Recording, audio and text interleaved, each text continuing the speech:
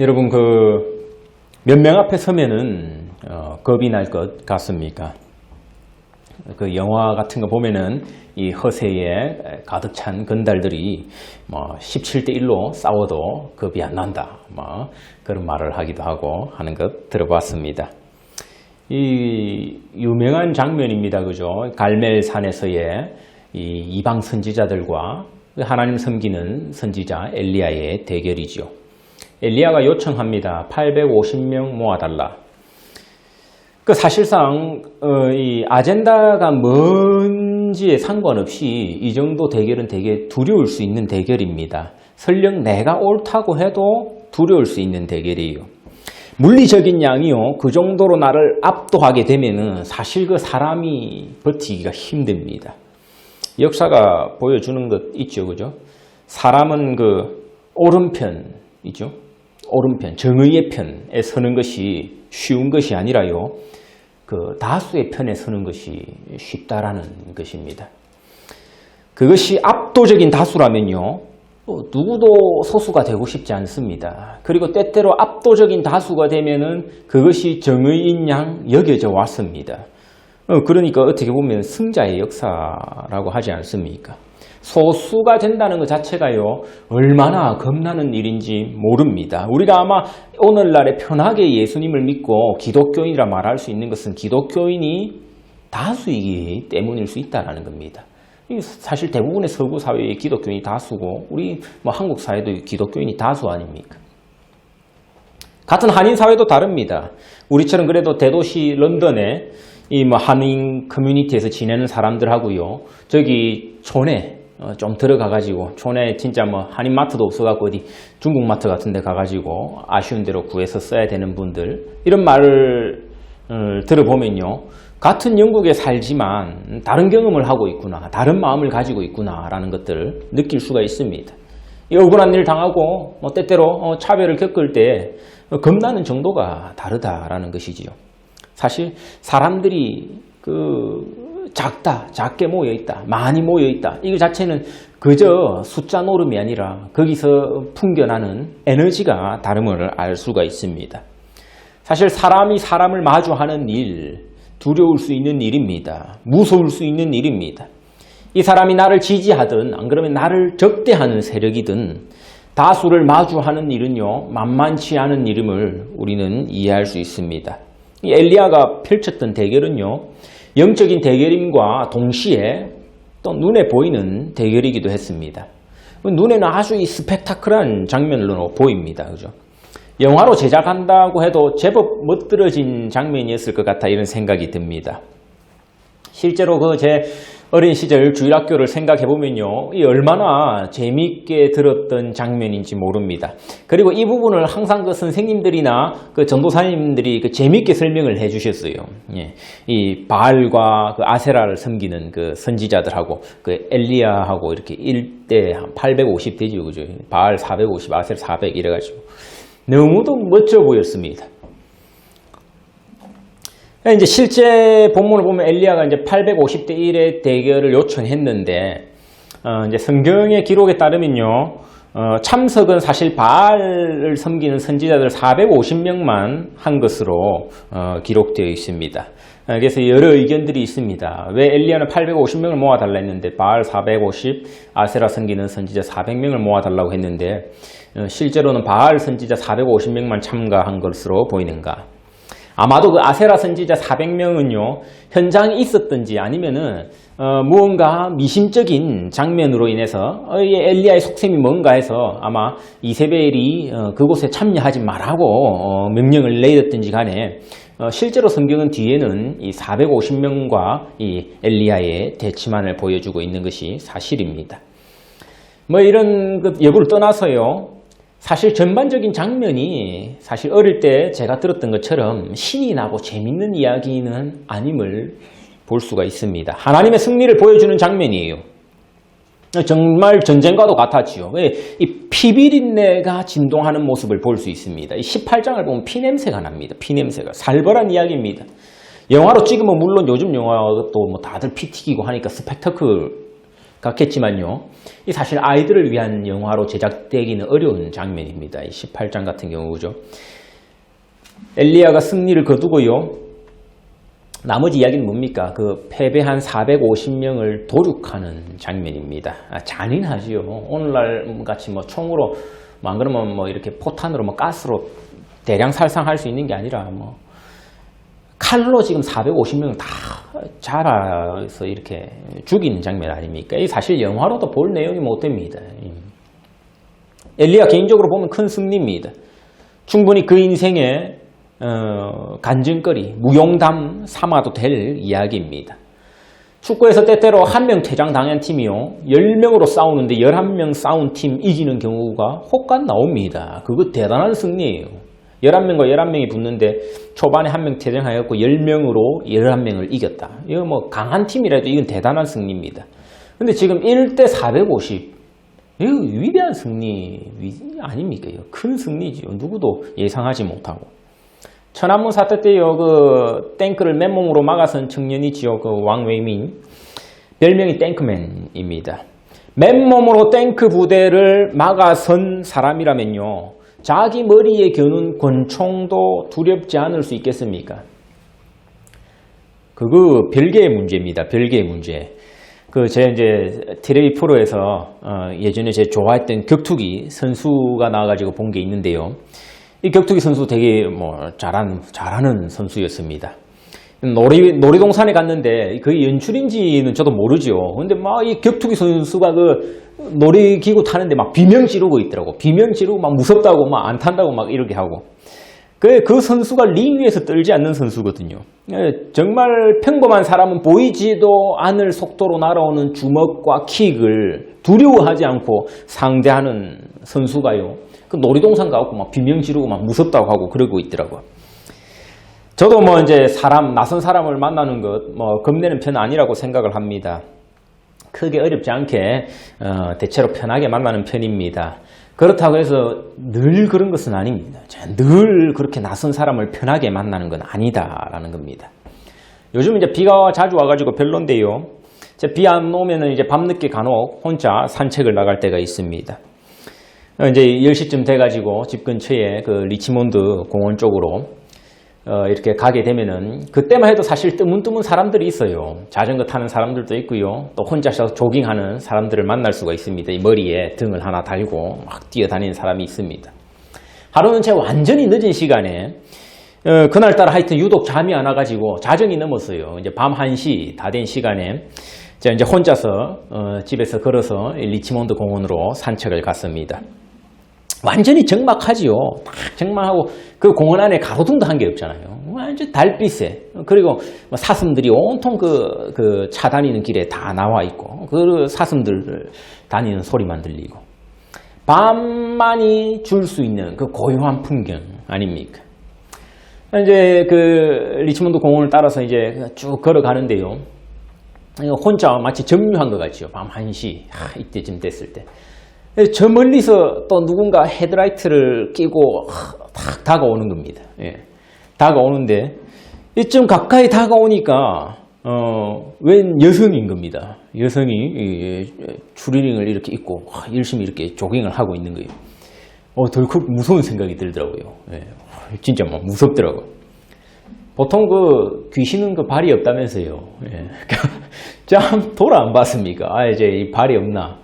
발은 있더라고요. 예, 발은. 예, 다행히 있더라고요. 근데 겁이 나더라고요. 깊은 밤 한가운데, 머리에 그 플래시라이트를 달고, 탁 걸어오는 여성을 탁 마주쳤을 때, 덜컥 겁이 나더라고요. 탱크 맨몸으로 막아선 사람이라 해서요, 권총 두렵지 말라는 법 없고요, 세계 최고의 파이터와의 싸움이 두렵지 않은 격투기 선수라 해서 놀이기구 두려워하지 말라는 법 없습니다. 지난주 설교에서 언급했듯이 이 두려움이 꼭 부정적인 것만은 아니에요. 긍정적인 측면도 있습니다. 안전을 지켜준다든지, 예를 들면 보통의 사람들 그 야생동물 있잖아요. 하마나 뭐 사자, 뭐 기린 이런 것 뭐 두려워합니다. 그죠? 이런 걸 두려워하지 않는 사람들도 있다는 겁니다. 이제 동물학자라든지 그 옆에서 늘 생활하는 이 야생동물을 관찰하는 다큐멘터리 촬영 기사라든지 그 환경운동가들 이런 사람들 아무래도 야생동물을 많이 보다 보니까 친숙해진다라는 겁니다. 막 가까이 다가가서 만져보기도 하고 매일 보니까 실제로 그 통계에 따르면 야생동물에 의한 사망자가 누가 제일 많냐니까요. 이들이 제일 많습니다. 예. 야생동물을 제일 친하게 대하는 사람들이 제일 많이 죽습니다. 일반인들은 잘 없다라는 겁니다. 왜냐면 애초에 겁을 먹고 저기 하마가 있으면 다가갈 생각을 안 하니까. 근데 이걸 늘 보는 사람은 그게 익숙하다 보니까 아무렇지 않게 다가가다가 어느 날 하루 사고 나면은 목숨을 잃게 되는 겁니다. 두려움이 꼭 부정적인 것만은 아니에요. 이 18장 오늘 우리가 읽었던 본문 앞에서요. 450명의 바알 선지자와 대결해가지고 그들을 쳐 죽이는 도륙하는 장면이 나옵니다. 엘리야가 그 의기양양하게 이 일을 수행했을 것이라고만은 볼 수는 없습니다. 아마 겸허한 자세로 하나님 두려워하는 마음으로 했을 겁니다. 하나님에 대한 두려움은 450명 아니 그 맥시멈 잡아서 850명이라 하더라도요. 이 일 아무것도 아니게 만들었다라는 것이지요. 그렇다면 오늘 이제 본문 19장으로 넘어오면서 전혀 다른 모습을 볼 수가 있습니다. 이 엘리야가 마치 정말 다른 사람이 된 것처럼 그 850명 두려워하지 않았던 사람이 지금 이세벨이라는 한 여성을 두려워하는 모습. 우리 어떻게 이해해야 합니까? 우리가 앞서 이야기했지만 땡크 맨몸으로 막아선 청년이라 해서 자기 머리에 권총 겨누는 것 두렵지 말란 법 없다라는 겁니다. 여러분 아마 이 본문에 대해서는 심리학적인 해석을 아주 많이 들어보셨을 거예요. 그런 해석이 주는 위로와 유익도 큽니다. 저도 물론 이 본문을 가지고 그런 관점에서 설교를 한 적이 있었습니다. 오늘은 이 엘리야의 심리적인 면보다도요. 하나님의 임재 방식을 중점으로 한번 보기 원합니다. 실제로 엘리야가 이 두려움에 휩싸여서 깊은 낙심, 슬럼프에 빠진 것으로 보입니다. 아예 그 자기 사역을 놓아버리는 모습이죠.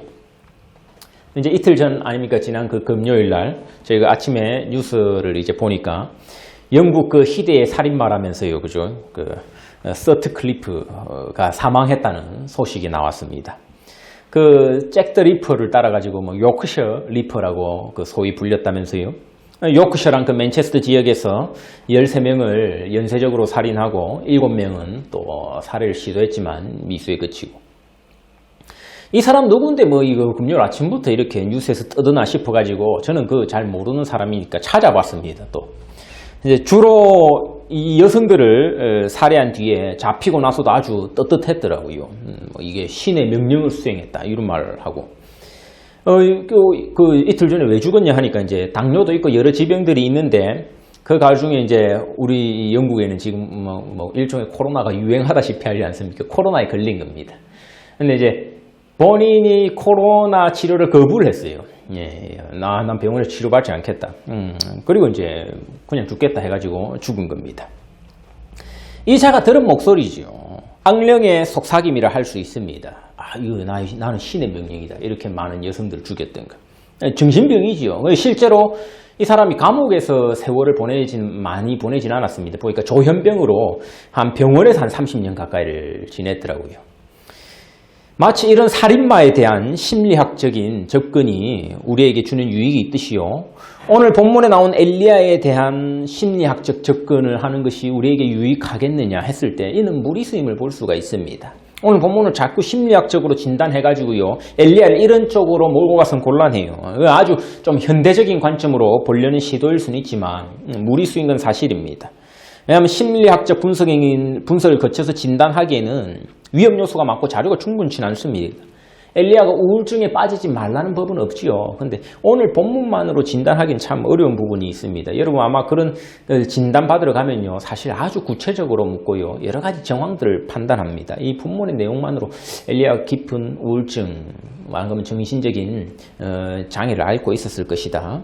진단하기는 어려워요. 사실상 좀 무리수가 있습니다. 450명과의 싸움에서 이기고 이세벨이란 왕비 한 명에게 지금 겁을 먹고 도망가는 일입니다. 꼭 우울증에 빠지고 심리적 장애를 알아야만 생기는 일이 아닙니다. 평범한 사람도 얼마든지 그럴 수 있다는 겁니다. 큰 일은 잘 해냈는데 작은 일 앞에 우리 넘어질 수 있습니다. 오사마 빈 라덴 9.11 같은 그런 큰 테러를 벌여놓고서요. 결국 자기는 그 CIA 무서워가지고 평생 그 땅굴 속으로 도망다니고 결국 잡혀서 죽지요. 근데 자꾸 비합리적이다. 아니면 이게 심리적인 장애 쪽으로 오늘 이 본문을 끌고 가서는 곤란합니다. 400명, 450명 앞에서 당당히 싸우던 자도요. 자기 죽이겠다고 눈에 도끼가 정말 새파랗게 오른 이 여자 한 명 앞에서 두려워할 수 있습니다. 저도 마찬가지다 싶습니다. 저도 여러 사람들 앞에서 말씀 증거하는 일 얼마든지 할 수 있지만요. 그 우리 집에 계신 여성 2명 앞에서는 제 두려운 마음이 들 때가 있습니다. 예. 어떨 때는 그 대문 열 때부터 떨리기도 합니다. 그리고 이 성경에 이 문서가 기록될 당시의 정황을 고려하면요. 보여주고자 하는 바는 바로 사역자로서 엘리야의 정체성의 문제를 보여주는 것이지 그의 심리장애 치유의 중점이 가 있는 것은 아님을 볼 수 있습니다. 엘리야가 지금 마음이 약해지고 두려움에 휩싸이고 지치고 이건 둘째 문제라는 겁니다. 이 문제의 근본에는 하나님 앞에 실제로 자기 사명이 흔들리는 데 있음을 보여주고 있습니다. 우리가 문제를 접근할 때는 항상 이런 근본적인 문제, 근본적인 부분을 잘 들여다보아야 합니다. 눈에 사실 쉽게 드러나는 것은요, 표면적인 부분입니다. 피상적인 부분일 가능성이 높아요. 하지만 우리는 그것이 눈에 쉽게 보이기 때문에 전부로 생각하기 쉽습니다. 어린 자녀가 나쁜 친구와 어울리고 가출하고 갑자기 성적이 떨어지고 표면만 봐서는 사실 그 문제를 해결하지 못해요. 니 왜 성적이 떨어지냐? 왜 저런 애랑 어울리고 다니냐? 사실 더 깊은 문제가 있기 마련입니다. 그 속에는 예를 들면 부모와의 갈등이 있다든지 우리 인생이 그렇지 않습니까? 표면적으로 보면 문제들 그 자체가 우리를 괴롭히는 것 같고 들쑤시는 것 같을 수 있습니다. 코로나가 오니까 코로나 때문에 우리 삶이 엉망이 된 것 같고 불안해진 것 같고요. 내 지금 당장에 돈이 급하니까 돈 때문에 안 그러면 건강이 지금 안 좋아지니까 건강이 안 좋아져가지고 불안한 것 같고 이럴 수 있어요. 맞습니다. 맞는 말이에요. 그거 틀리다는 건 아닙니다. 돈 없어서 힘듭니다. 그거 맞지. 그거 없으면 힘들죠. 병들어서 힘듭니다. 그거 맞아요. 그거. 직장이 없어서 힘듭니다. 이력서 넣어도 면접 한 군데 안 들어옵니다. 맞는 말입니다. 그 힘든 거 안 힘들다면 그 거짓말이죠. 이틀 금식하니까 힘이 없더라. 너무 힘들고. 진짜 힘들더라고요. 이틀 금식하니까. 어떤 분은 금식을 하면 할수록 은혜가 넘친다 하는데 저는 이틀 지나니까 손 떨리고 주님 데려가소서 이러시고 오늘 본문 엘리야처럼 내 생명을 거두시옵소서. 꼴랑 이틀 안 먹었는데 손에 떨리더라고요. 그게 아무것도 아니다는 것 아닙니다. 안 힘들다 아니에요. 하나님 내 지금 좀 돈 걱정이 있습니다. 안 힘들다 아닙니다. 그 근본적인 해결이 아니라는 겁니다. 하나님 일단 지친 엘리야를 먹이고 재우세요.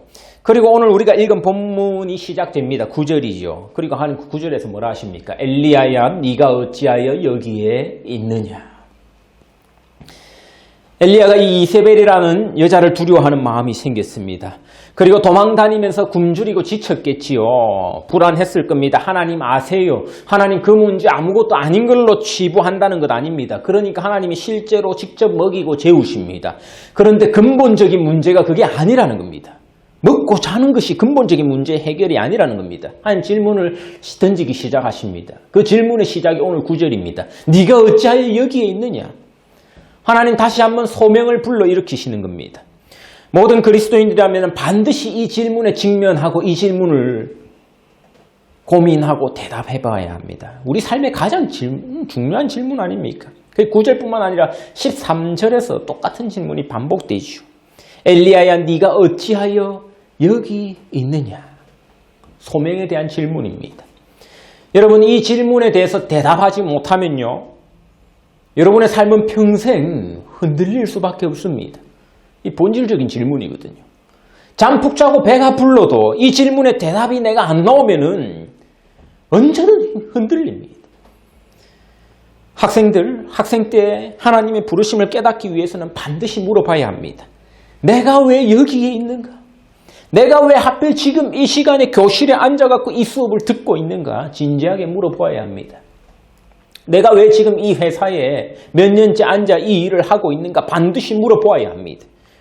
내가 왜 지금 이 집에 눌러 앉아가지고 지금 밤낮 똑같이 설거지를 해대고 있는가 반드시 물어보아야 합니다. 그것이 여러분, 그 대답이 여러분의 인생입니다. 곧.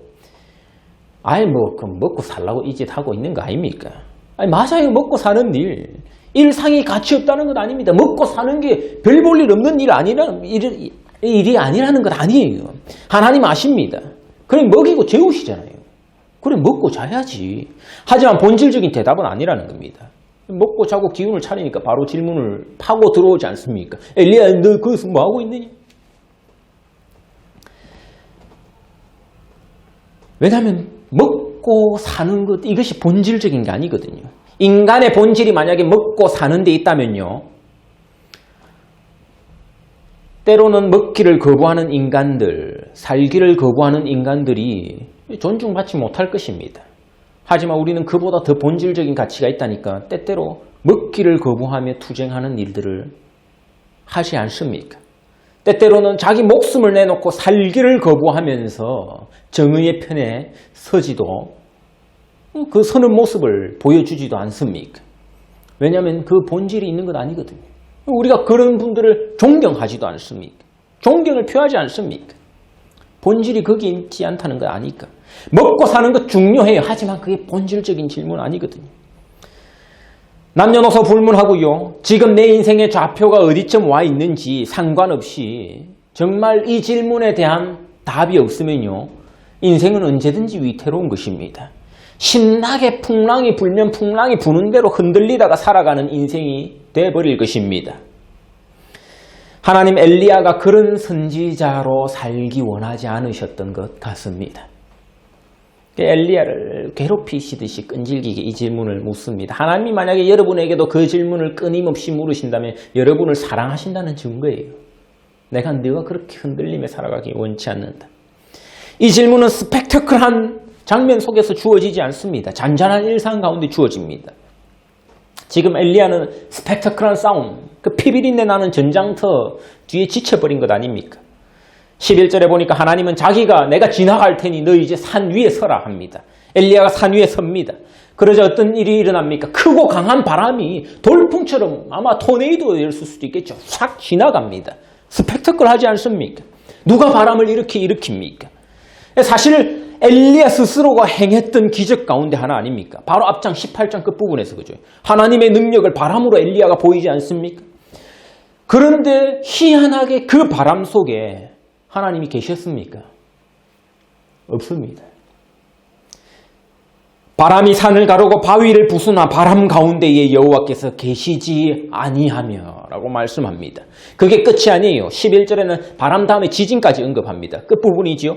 지진이 있으나 지진 가운데에도 여호와께서 계시지 아니하며 12절로 이어집니다. 지진 후에는 불이 있으나 불 가운데에도 여호와께서 계시지 아니하더니 불도 뭡니까? 사실 18장에서 바로 자기 스스로가 하나님의 능력을 증명했던 수단 아닙니까? 하늘에서 떨어진 불. 바람을 일으켰고요. 자기가 천지를 진동하게 만들고 불을 떨어뜨리고 영화로 치면 정말로 그 판타지 영화 같은 스펙터클함 아닙니까? 보통 여러분 하나님 증명하라고 하면 이런 능력 꼭 필요할 것 같지 않아요? 하늘에서 불 떨어지고 내가 바람만 일으킬 수 있고 뭐 어디 드래곤볼에 나오는 애들처럼 뭐 장풍 쏘고 뭐 그러면 하나님 증명할 수 있을 것 같지 않아요? 실제로 바로 앞장에서 그랬잖아요. 엘리야의 능력이 그랬지 않습니까? 바알 선지자 450명 앞에서 막 불 떨어뜨리고 자기가 막 바람불로 일으키고 그 밑에서는 칼불이 나고 그러나 정작 그 일이요 엘리야의 소명을 확인하게 만든 것은 아니었다라는 겁니다. 우리 이거 명심해야 됩니다. 그렇게 대단한 일을 벌려놓고요. 정작 하나님이 너 지금 왜 여기 있냐라는 이 질문에는 엘리야 엉뚱한 대답을 하고 있습니다. 바로 불 떨어뜨리고 바람 불게 한 그 일 때문에 내가 지금 하나님 죽게 생겼습니다라는 엉뚱한 소리는 하고 있습니다. 여러분 정말 죽을 병에서 치유받으면요. 여러분 새로운 삶의 의미를 발견할 것 같습니까? 아, 저 사람은 죽다 살아났으니 제2의 인생을 살겠구나. 그럴 것 같아요. 여러분 그거 잠깐입니다. 곧 흔들리고 있습니다. 하나님 주신 소명 발견 못하면요. 그런 스펙터클한 사건들이 우리에게 주는 깨우침은 잠시 잠깐입니다. 기적적으로 복권이라도 당첨돼가지고 경제적인 어려움에서 벗어나면요, 여러분 삶의 본질이 달라질 것 같아요. 아니면은 내가 꿈도 못 꿔봤던 좋은 학교, 좋은 직장에 뭐 숙석으로 입학하고 취직하게 되면은 여러분 인생의 본질을 발견하게 될 것 같습니까? 여러분 전도서 한번 읽어보세요. 여러분이 그거 다 못 겪을 테니까 그 겪어본 사람의 교훈을 한번 들어보라고요. 결론은 그겁니다. 헛되니. 스펙타클함 속에 하나님의 뜻이 있는 것 아닙니다. 있는 것 같았어요. 근데 여호와께서 계시지 아니하더라 합니다. 어디에 있었습니까? 12절 끝에 나오죠. 불 후에 세미한 소리가 있는지라. 아주 조용한 소리. 스펙타클한 거 다 지나갔어요. 불도 지나가고 지진도 한 차례 지나가고 바람도 지나가고 너무 고요해졌습니다. 전보다 더 고요해진 느낌입니다. 그때 하나님 세미한 소리를 들려주십니다. 세미한 소리. 그 속삭임을 듣자요, 엘리야는 다시 선지자의 모습을 회복합니다. 자기 할 일 하러 가는 모습을 보이죠. 이세벨이라는 여자가 자기 계획을 철수한 것 아닙니다. 이 엘리야 잡아 죽여야겠다. 상황 바뀐 것 없습니다. 하지만 상황은 크게 바뀌었습니다. 엘리야는 다시 하나님의 일을 하러 갑니다. 엘리야가 했던 것은 그 세미한 소리를 들은 게 전부였어요. 자기의 소명을 재차 확인합니다. 사실 스펙타클함 속에서는요, 그 장면 자체에 몰입돼가지고 정작 중요한 하나님의 음성을 놓칠 때 많습니다. 마치 나한테는 일어나지 못할 일과 같았거든요. 너무도 좋은 일 아닙니까? 죽는 줄 알았는데 다시 살아났네. 세컨 찬스를 얻었어. 너무 기가 막힌 일 아닙니까? 야, 이거 암 걸려가고 죽는 줄 알았는데 이게 치유받았네. 사실 그게 하나님의 복인 것 같고 뜻인 것 같아도요, 사실 아무것도 못 듣고 있는 셈입니다. 그 상황 자체가 나한테 너무 벅차고 크니까 사실 영적인 경험을 하는 것 같은 느낌일 뿐이라는 겁니다. 고요한 음성을 들으려면요, 사실 정말 고요함 가운데 머물러 봐야 됩니다. 여러분, 큰 오케스트라도 좋지만 챔버 오케스트라 같은 거 들으러 가도요, 얼마나 여러분 그 고요한 현의 하나의 그 떨림까지 들리지 않습니까? 모든 사람들이 고요함 가운데 그 현 하나의 떨림에 집중하지 않습니까?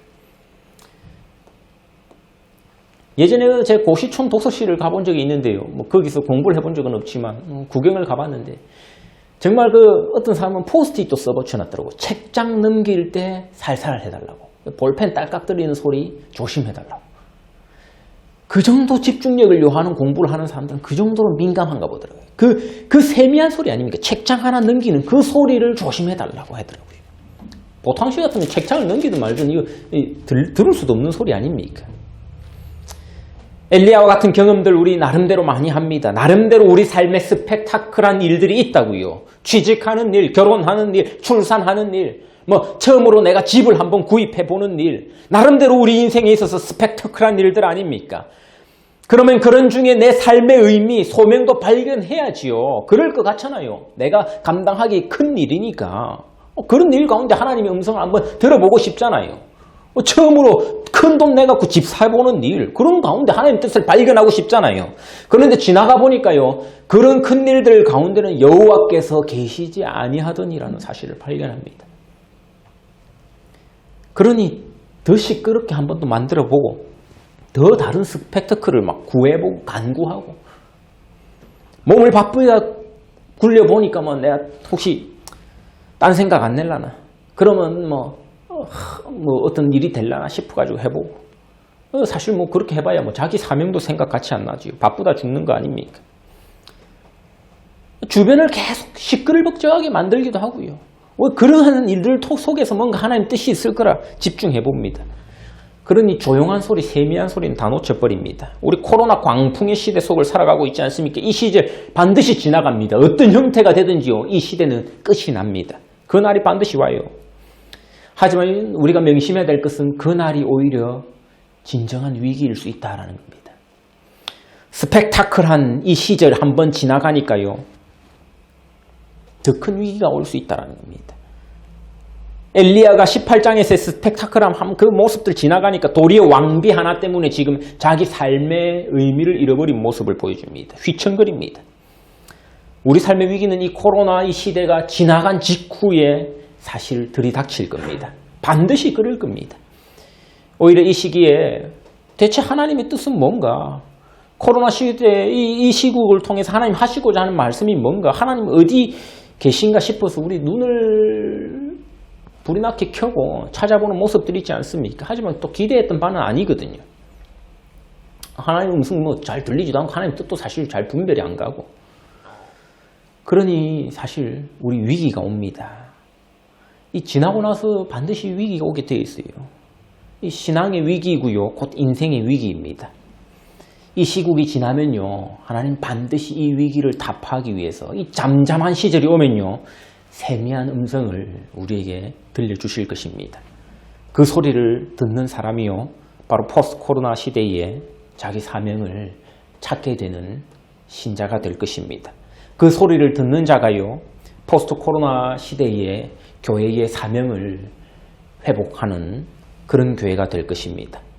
잔잔한 일상 가운데 시끄러운 소리들 많습니다. 그 소리들이 어떤 형태가 되었든지 그 소음들에 우리 정신 빼앗기지 않고요. 고요한 가운데 세밀하게 들려오는 주님의 음성에 귀 기울이며 내가 여기에 왜 있는지 그 질문에 대한 대답을 발견해 가시는 성도님들 되시기를 간절히 축원합니다. 함께 기도하겠습니다.